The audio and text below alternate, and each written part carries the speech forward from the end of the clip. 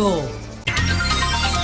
Buenos días, República Dominicana. Bienvenidos todos al Sol de la Mañana. Nosotros vamos a pasar de inmediato con la transmisión de la locución del expresidente Leonel Fernández, que no pudo hacerse anoche, y vamos a pasar de inmediato porque en estos momentos está hablando pues el doctor Leonel Fernández. Vamos de inmediato con la transmisión del discurso de Leonel Fernández.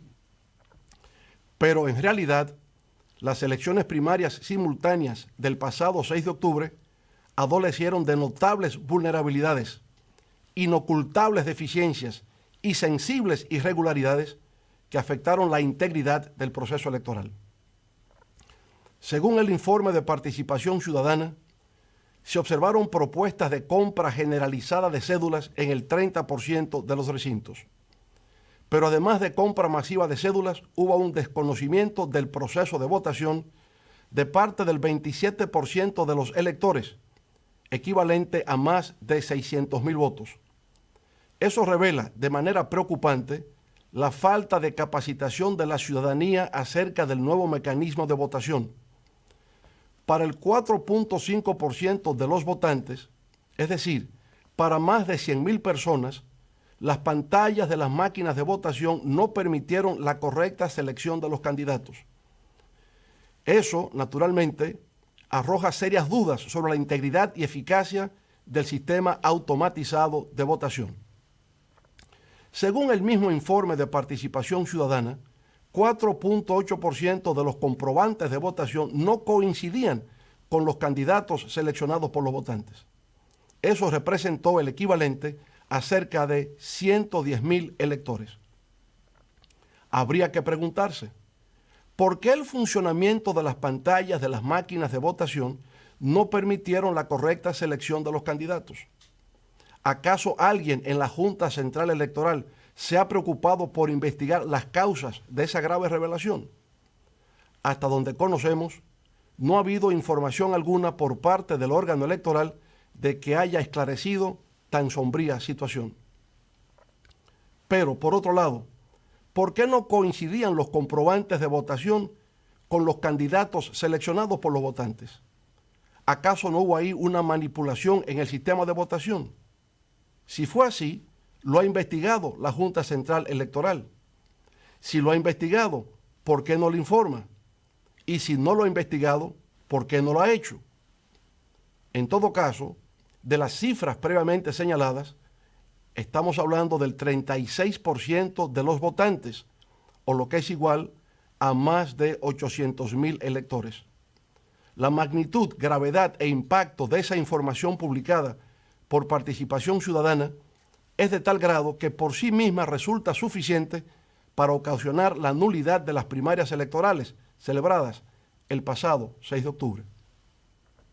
Pero además, hubo ejemplos de mesas donde las horas de transmisión de resultados fueron distintas dependiendo de los candidatos.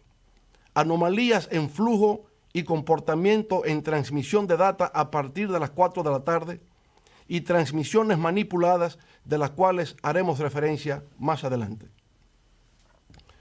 Pero a pesar de la dimensión de esas causas de nulidad, el hecho no termina ahí.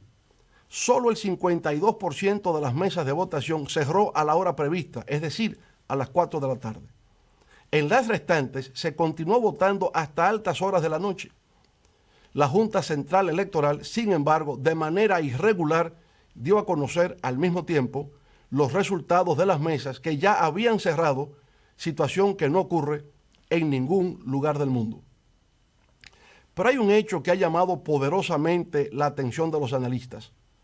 Al concluir oficialmente el proceso de votación y cerrarse solo una parte de las mesas, a las 4 de la tarde, e iniciarse la transmisión de resultados, los dos principales precandidatos presidenciales del Partido de la Liberación Dominicana mantuvieron una competencia bastante cerrada. Una hora después, a las 5 de la tarde, con cerca de 1 millón de votos de los 1.800.000 que fueron sufragados, nuestra candidatura tomó la ventaja y la mantuvo durante hora y media, hasta las 6:30 de la tarde. A esa hora ya habían votado 1.600.000 electores, equivalente al 90% de los votos computados. Faltaban, por consiguiente, solo 200.000 electores por ejercer su derecho al sufragio. En un informe elaborado por el doctor Irfan Nuruddin, especialista en teoría de probabilidades y estadísticas electorales de la prestigiosa Universidad de Georgetown en Washington, D.C., y autor del libro Elections in Hard Times, Elecciones en tiempos difíciles, se presenta un marcado contraste en las pasadas elecciones primarias abiertas del PLD entre los resultados obtenidos hasta las 6:30 de la tarde, con el 90% de los votos computados, y lo acontecido con el restante 10% de los votos por computar. Según el análisis del profesor Nuruddin, es como si dos elecciones separadas habrían tenido lugar. Una competencia electoral cerrada, con nuestra candidatura ganando con el 90% de los votos computados, y una ventaja por parte de nuestro competidor en el último tramo del 10% de los votos. De acuerdo con la investigación del profesor de la Universidad de Georgetown, esta fue una elección cerrada en la cual la mayoría de mesas electorales reflejaron un resultado cercano al 50% para cada uno de los candidatos. Sin embargo, el estudio revela que el precandidato opositor recibió más del 65% de los votos de manera predominante en mesas electorales que cerraron después de las 6:30 de la tarde, 2 horas y media después de haberse concluido oficialmente el proceso de votación. Esas ventajas en esas mesas, que el analista califica como de dominantes, las cuales cerraron a las 6:30 de la tarde, fueron las que otorgaron el improbable cambio de tendencia que permitió el resultado final. De igual manera, en el informe se hace la observación de que hubo una concentración geográfica en una serie de provincias del sur, donde los recintos electorales cerraron tarde. Entre esas provincias se encuentran las de Pedernales, Independencia, San Juan, Bauruco, Azua, Barahona y Elías Piña. El informe en cuestión concluye indicando que el cambio brusco de tendencia operado fue inusual, levantando serias dudas sobre la posibilidad de que ese cambio de tendencia ocurriese de manera natural. Desde el punto de vista científico, ese tipo de variación de tendencias, con el 90% de los votos computados, resulta altamente cuestionable. Así lo considera de igual manera José Lois Malcún, quien fuera profesor de estadísticas de la Universidad Autónoma de Santo Domingo, en un artículo publicado en el periódico Hoy bajo el título de Fraude o Milagro. Ese artículo empieza diciendo que, citamos, lo que pasó después de haberse computado el 85% de las mesas electorales fue un fraude o un milagro. Estadísticamente hablando y revisando procesos electorales en otros países, después de computar más del 60% de las mesas, la tendencia del 40% restante prácticamente sigue siendo la misma. Y si lo cambia, lo hace en menos de un 0.5% de los votos, termina la cita. El profesor Malcún continúa diciendo, abro comillas, pero ¿qué resultados vimos faltando apenas el 15% de las mesas por computar? Que la tendencia cambió radicalmente a favor del candidato que perdía por 0.8% y que terminó superando en la recta final con más del 1% al que estaba ganando. O sea, una variación de casi 2% en solo un 15% de las mesas restantes, terminan las comillas. Finalmente, el profesor Malcún afirma, abro comillas de nuevo, estadísticamente hablando, los resultados de las últimas 1.110 mesas fueron muy diferentes a las primeras 6.268 mesas computadas y eso es difícil de aceptar científicamente, cierre de comillas. Si tanto los profesores especialistas en estadísticas, Irfan Nuruddin y José Lois Malcún, coinciden en que lo ocurrido no es posible desde una perspectiva científica, entonces, ¿cómo poder explicar lo sucedido? Para poner en contexto la naturaleza de este absurdo, debemos partir de la premisa de que este fue un proceso que, de acuerdo con las disposiciones de la Junta Central Electoral, debió de haber tenido lugar entre las 8 de la mañana y las 4 de la tarde, para un periodo total de 8 horas de votación, lo cual equivale a 480 minutos. En consecuencia, para que una mesa de votación generase 400 votos, debió producirse el escenario en el cual dicha mesa se mantuviese de manera permanente y sin pausa alguna, emitiendo un voto por cada minuto durante las 8 horas completas del proceso electoral. ¿Es eso humanamente posible? Creemos que no. Pero esa situación, de todas maneras, se presentó en 175 mesas, en las cuales se produjeron 99.353 votos. De esa cantidad, 56.554, que representan un 56.92%, fueron a favor de nuestro contrincante y solo 40.267 votos, equivalentes a un 40.52%, a favor de nuestra precandidatura. A pesar, insisto, de la imposibilidad humana de lo que estamos hablando, eso incluso resultó hasta poco, pues hubo casos extremos en que se presentaron por lo menos 20 mesas de votación en lugares distantes de la región sur, en las que se emitieron hasta 835 votos. Es el caso, por ejemplo, de la mesa 6142 en Jaquimelles, Barahona, con 835 votos, para lo cual se requeriría de 13 horas y 55 minutos de votación continua sin descanso alguno, partiendo de la idea de que cada ciudadano no podría excederse más de un minuto en realizar todos los pasos del proceso de votación. De haber sido así, habría que considerar que sin experiencia previa de votación automatizada, Jaquimelles se convirtió en un caso único, singular, de eficiencia sobrehumana en la realización del certamen electoral. Pero igual puede decirse de la mesa 5590 en Buechío, provincia de San Juan, con 800 votos, que habría necesitado 13 horas y 20 minutos de votación continua sin tregua alguna. De la mesa 5825 en El Peñón, Barahona, con 798 votos. En la 5006 en Jimaní, con 790 votos. La 5638 en Mella, Independencia, con 741 votos. Las números 1587, 1590 y 1591, todas en Para las Casas, Asua, con 695, 631 y 715 votos, respectivamente.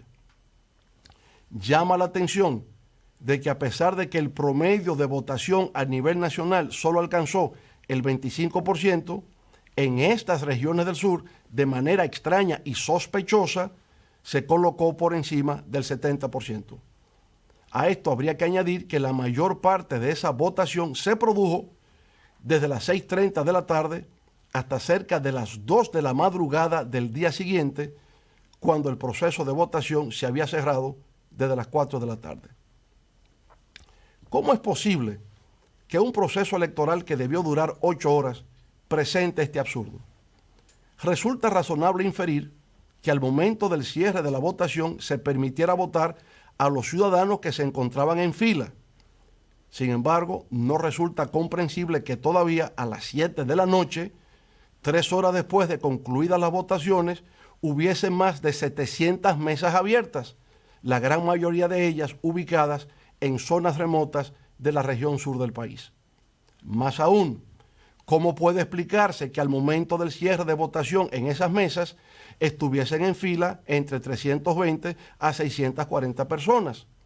¿Cómo resulta posible que todas esas personas que estaban en fila votaron todas en un tiempo exacto de 1 minuto y que hicieran esto de forma ininterrumpida durante 3 a 8 horas consecutivas? Igualmente resulta fuera de toda comprensión que pasada la medianoche, es decir, 8 horas después del cierre, todavía hubiesen mesas electorales abiertas registrando de manera irracional y absurda porcentajes de votación por encima del 90 y 95% a favor del precandidato del gobierno.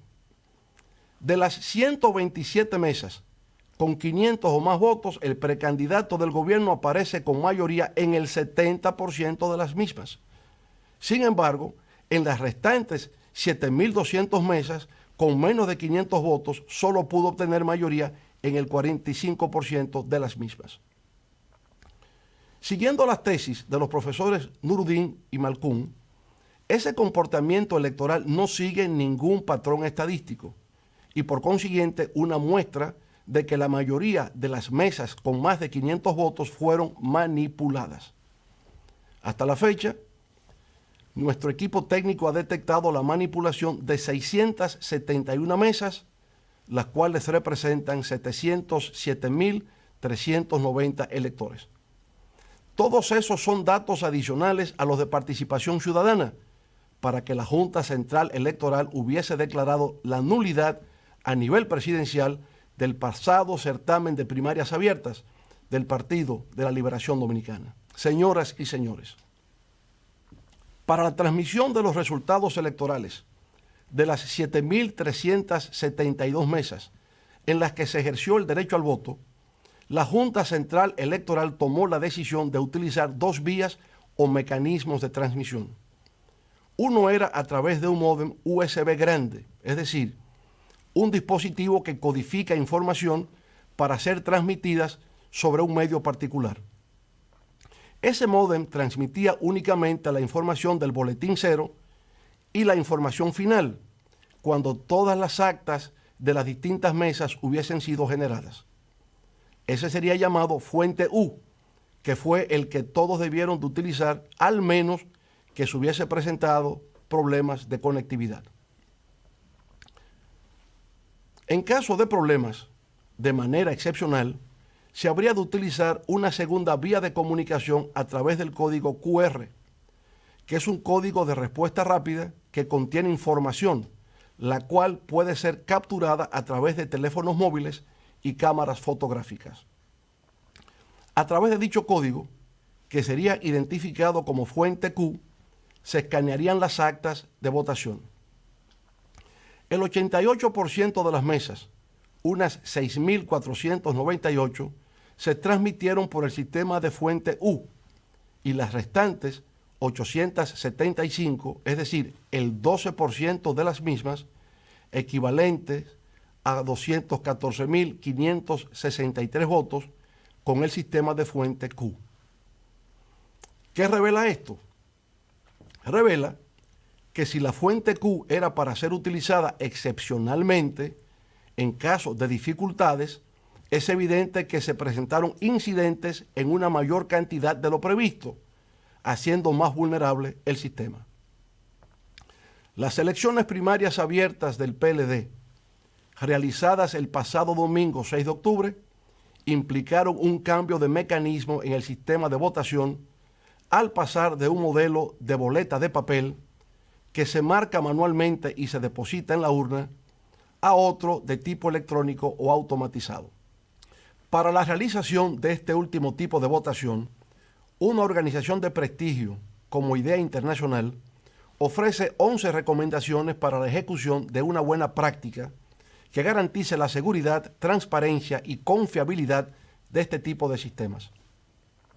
Dentro de las 11 recomendaciones claves para la introducción del voto electrónico que sugiere Idea Internacional, podemos resaltar la número 6 que dice así, citamos: los sistemas de voto electrónico deben ser certificados por una agencia independiente y las auditorías deben realizarse a lo largo del proceso para permitir una confirmación independiente de los resultados producidos. Las certificaciones y auditorías son medidas importantes para la generación de confianza y deben ser transparentes, permitiendo que las partes interesadas tengan acceso a los procedimientos y documentación relacionada, termina la cita. La razón de todo esto radica en que, según la recomendación número 2 del organismo internacional, el voto electrónico está todavía en proceso de evolución. De manera más precisa, según Idea Internacional, comillas, en la actualidad ninguno de los sistemas disponibles es perfecto y tampoco existe un consenso respecto de cómo sería un sistema perfecto. Termina la cita. En la República Dominicana, todo parece indicar que nuestras autoridades electorales, a pesar de su experiencia y capacidad, interpretaron al revés las recomendaciones de Idea Internacional para tener un sistema seguro, confiable y transparente de voto automatizado o electrónico. Esto así, en razón de que para realizar la puesta en ejecución del nuevo mecanismo electoral de voto automatizado, era imprescindible que los magistrados integrantes de la Junta Central Electoral tomaran en consideración un conjunto de medidas orientadas a garantizar la seguridad y transparencia de dicho mecanismo electoral. En la misma reunión del 31 de enero de este año a que hemos hecho referencia, se indica lo que sigue, cito: la Junta Central Electoral, frente a los partidos concurrentes a primarias simultáneas, asume el compromiso de efectuar las siguientes acciones: realizar una auditoría al software por una firma auditora externa o por un organismo de credibilidad nacional o internacional, la cual certifique y garantice el correcto funcionamiento de la solución de voto automatizado desarrollado por la Junta Central Electoral, termina la cita. En adición a ese compromiso, la Junta Central Electoral asumió la obligación de garantizar la realización de una auditoría de comprobación del kit, es decir, de todos los equipos que se utilizarían en el proceso de votación, en forma de muestreo durante la logística de preparación de los equipos en las líneas de producción, así como de permitir a los partidos políticos la realización de auditorías a las urnas de votación, es decir, los votos emitidos el día de las primarias, luego de concluido el proceso de escrutinio a la muestra de los colegios seleccionados de forma aleatoria durante el proceso de embalaje de los equipos. Dando seguimiento a los compromisos y obligaciones consignados en esa reunión del 31 de enero de este año, el Pleno de la Junta Central Electoral volvió a reunirse el 22 de febrero de este año. En esa nueva reunión, el Pleno de la Junta Central Electoral decidió, cito, la contratación de una empresa auditora de renombre internacional a los fines de realizar una auditoría técnica al software desarrollado por la Junta Central Electoral. Termina la cita. Sin embargo, la auditoría técnica al código fuente del software y a los equipos, el hardware, que iban a ser utilizados en la jornada electoral del pasado 6 de octubre, no fue realizada. Es ahí, precisamente ahí, donde radica el pecado original de todo lo acontecido en las elecciones primarias abiertas del PLD el pasado 6 de octubre, en no haberse realizado esa auditoría técnica al código fuente del software y a los equipos a ser utilizados en el proceso comicial. ¿Por qué no se hizo la auditoría técnica al código fuente del software y a los equipos a ser utilizados en el proceso comicial, puesto que sin eso no era posible realizar el certamen? De acuerdo con la propia Junta Central Electoral, porque el gobierno no aportó los recursos necesarios en el tiempo requerido para hacerlo. Estaba consciente el gobierno que sin esa auditoría técnica no había seguridad, transparencia ni confiabilidad en el proceso. Por su parte, si la Junta Central Electoral estaba en conocimiento de que ese primer experimento de voto automatizado estaba en riesgo si no se realizaba la referida auditoría técnica, ¿por qué insistió en llevarlo a cabo? ¿Por qué la Junta Central Electoral en ese momento no hizo un llamado de alerta señalando la manera en que se vería afectada la integridad electoral si no se realizaba la auditoría técnica y se ponía el código fuente a disposición de los partidos políticos. Nuestro equipo técnico, consciente de la importancia de la aplicación de las recomendaciones sugeridas por IDEA Internacional, solicitó en fecha 23 de septiembre a la Junta Central Electoral 9 medidas, ninguna de las cuales obtuvo respuesta alguna.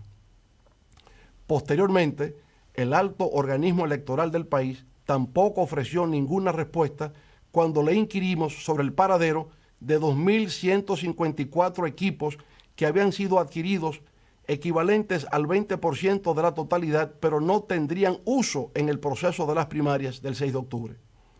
Ante el silencio preocupante de nuestras autoridades con relación a la realización de la auditoría técnica del código fuente del software y del kit de los equipos electorales, así como de los 9 requerimientos previamente indicados, procedimos en esas circunstancias a reclamar lo mínimo, que se contase la totalidad de los votos físicos para ver si coincidían con los votos emitidos electrónicamente.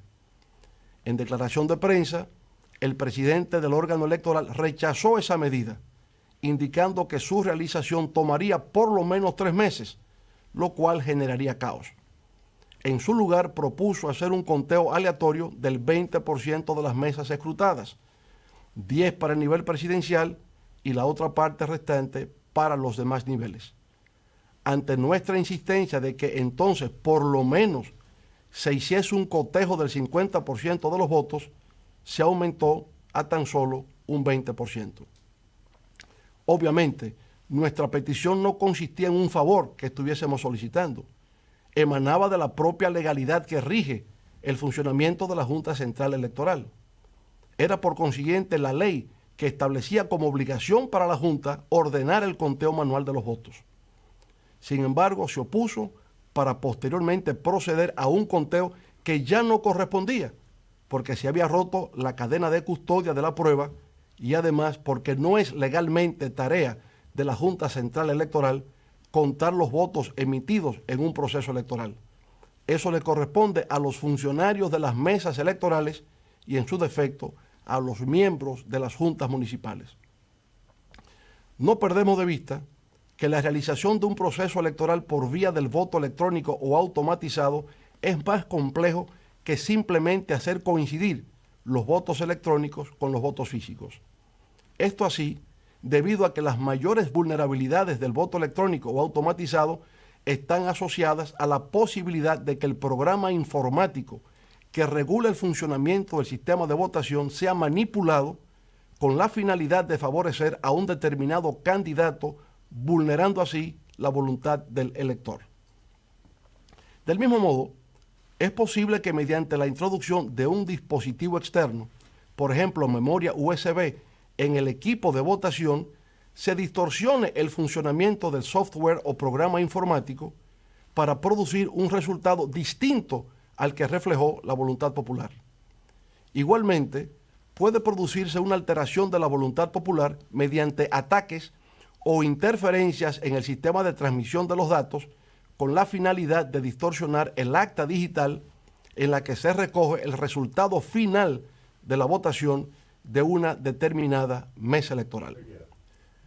Señoras y señores, luego de las explicaciones que les he presentado, me permito afirmar categóricamente que durante la realización del pasado proceso electoral de primarias abiertas a nivel presidencial del Partido de la Liberación Dominicana, se orquestó un plan con el deliberado propósito de vulnerar sus resultados y presentar como ganador a quien no obtuvo el respaldo mayoritario del pueblo dominicano. De acuerdo con informaciones que me han sido suministradas, ese plan funesto empezó a materializarse desde el pasado mes de julio, cuando se produjo un incendio en la parte trasera de la sede central de la Junta Central Electoral. En el lugar funcionaba la unidad de inspectoría, la imprenta y 3 áreas de soporte de informática que tenían que ver con documentación, redes y soporte técnico. Al lugar, conforme lo recoge la prensa, se presentaron unidades del Cuerpo de Bomberos, personal del 911 y del Ministerio de Obras Públicas. El motivo del incendio en los almacenes que contenían viejos equipos, según revelan las fuentes, era el de disponer de una excusa para acceder a verificar si los equipos nuevos, los cuales servirían para las elecciones primarias que acaban de efectuarse, habían sufrido daños a causa del siniestro. Pero la intención verdadera de la acción era la de obtener las llaves criptográficas de validación de interconexión de los equipos de votación. En forma concreta, el acceso a los módems USB, para de esa manera interceptar la información o la data que se transmitiría a la hora del cierre de las mesas de votación. Se intentaba capturar la información de los votantes. Esto así con dos propósitos. Primero, el de recibir la información de cierre de las mesas y transmitirla con alteraciones en la data o información. Y segundo, para crear una base de datos de toda la información interceptada con los nombres y apellidos de los votantes, cédula de identidad y electoral, hora específica en la que ejercieron el sufragio y el recinto donde se produjo la votación. Si bien el primer objetivo del plan era el de provocar la alteración de resultados, como hemos dicho, el segundo implicaba la vulneración de las urnas, en caso de que se produjese un conteo manual de los votos emitidos por las máquinas de votación. Las aplicaciones del código QR fueron vulneradas en su aspecto interno y externo en su recepción de la data hacia los servidores de la Junta Central Electoral. Esto último quiere decir que esa data fue fragmentada en varias transmisiones, las cuales fueron hechas en tiempo real, como en rueda de prensa explicase recientemente el compañero ingeniero César Fernández. Esa transmisión fragmentada de la data ocasionó que la misma fuese recibida también en bloques fragmentados, a medida que los interceptores pudieron consolidar los datos y por medio de su programación construir una nueva estructura de datos favorable al precandidato del gobierno. Como consecuencia de esas acciones de fragmentación de transmisión de la data, 875 mesas electorales fueron afectadas, lo que representa el 12% de la totalidad de las mesas, que fueron las que finalmente, como hemos dicho, produjeron el cambio inusual que no encuentra explicación como acción humana. Según nuestras fuentes, en las acciones delictivas que condujeron al fraude electoral cometido el pasado domingo 6 de octubre, en las elecciones primarias abiertas del PLD, actuaron varios frentes. Un primero que se registra desde un hotel ubicado en la zona turística de Punta Cana, pero que realmente operó desde un punto que podemos ubicar con precisión de la carretera del Coral. Ese grupo interceptaba, alteraba y transmitía la información adulterada a la Junta Central Electoral. Un segundo frente estuvo operando en el cuadrante comprendido entre la avenida Abraham Lincoln y las avenidas Charles Sumner hacia el norte y José Amado Soler hacia el sur. Desde ese perímetro se registró durante el día del pasado domingo 6 de octubre un desacostumbrado y sospechoso volumen de transmisión de data dirigido hacia los servidores de la Junta Central Electoral. El tercer frente funcionó desde una villa de Casa de Campo en La Romana, bajo la dirección de un reconocido hacker de nacionalidad india, autor de varios manuales sobre cómo realizar esas prácticas delictivas. Conocemos con precisión el lugar exacto desde donde se perpetró este hecho y la identidad precisa de este siniestro personaje, así como de sus socios en la República Dominicana, y estamos dispuestos a revelar sus nombres a quienes vayan a realizar la auditoría técnico-forense con acompañamiento de los Estados Unidos, la Unión Europea y la Organización de Estados Americanos, OEA, a los fines de que sean investigados, establecer sus responsabilidades y conducirlos a la justicia. A pesar de nosotros haber solicitado al Tribunal Superior Electoral una suspensión del conteo de los votos hasta tanto la Junta Central Electoral lleve a cabo la auditoría técnico-forense que por escrito le hemos solicitado, el órgano electoral procedió, sin embargo, al cómputo final de los votos y a la proclamación del precandidato del gobierno como ganador de los comicios abiertos del pasado 6 de octubre. Eso, a nuestro juicio, constituye un error. Esa acción ha creado la impresión de que se quería poner fin rápidamente a todo cuestionamiento de lo que aconteció en el proceso electoral del pasado domingo 6 de octubre.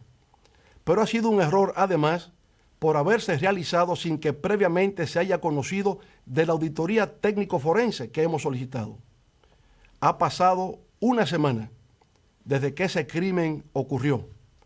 Cada día que transcurre representa una oportunidad para continuar borrando las huellas de ese hecho delictivo. Nuestra lucha no es por una candidatura presidencial. Nuestra lucha es por devolverle dignidad a la política. Es por el fortalecimiento de nuestras instituciones. Es por la consolidación del Estado de Derecho. Es por el respeto a la Constitución. Nuestra lucha es, sobre todo, por la supervivencia de la democracia en la República Dominicana. Convoco para mañana lunes, 14 de octubre, a todos los hombres y mujeres patriotas que así lo deseen, a acudir a una manifestación pacífica ante la Junta Central Electoral para exigir que se investigue a plenitud e inmediatamente este crimen bochornoso que ha enlutado a la República y ha indignado a la inmensa mayoría del pueblo dominicano. Será en el transcurso de los próximos días cuando haré referencia a la situación que actualmente concierne al Partido de la Liberación Dominicana. Muchas gracias. Buenas noches.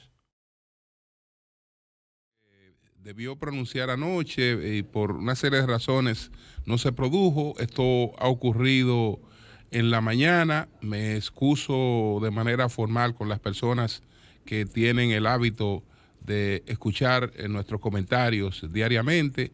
Lo hemos cedido ese espacio para que se pudiera escuchar este discurso, así que continuaremos con el desarrollo normal de El Sol de la Mañana y mis comentarios no se van a producir hoy. Cambio y fuera.